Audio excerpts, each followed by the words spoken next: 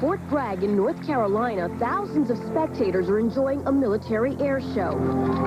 Little do they know that in moments they will see something they'll never forget.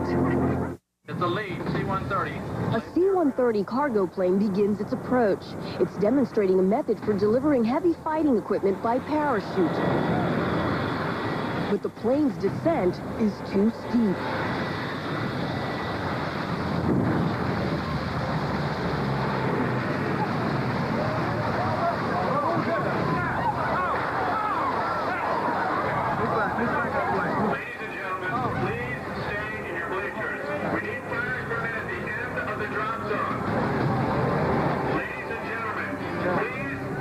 Cameraman Michael White shot this tape of a horrifying crash.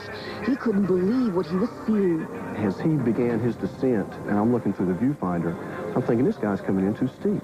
But stay with it. He knows what he's doing better than I know what he's doing, I suppose. Stay with it. He's done this probably 100 times before. He's going to be able to manage it. And as he came in, and as I'm watching the load coming out of the back of the plane, all of a sudden this massive ka-thump, this massive sound that I'm not sure I've ever heard before or even can describe. But once I heard the sound of the crash, I took my eye off the viewfinder to see what was that sound and saw that the plane had actually belly flopped, and then jerked the camera back to make sure that I followed it down the line.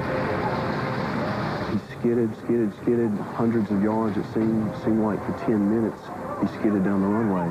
And all of a sudden a massive explosion, a massive black ball of smoke rising up from the tree line. We knew that we had a major catastrophe when we saw the size of the fireball. Sadly, 3 of the plane's 6 crew members perished in this terrible crash, including the pilot. An Army man on the ground is also killed.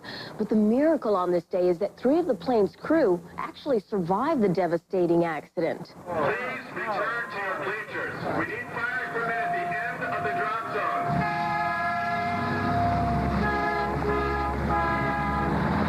Still, the disaster leaves spectators stunned.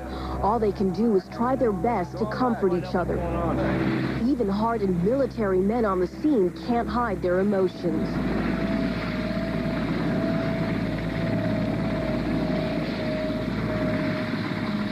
And as experienced as he is, Michael, too, is shaken by the tragedy.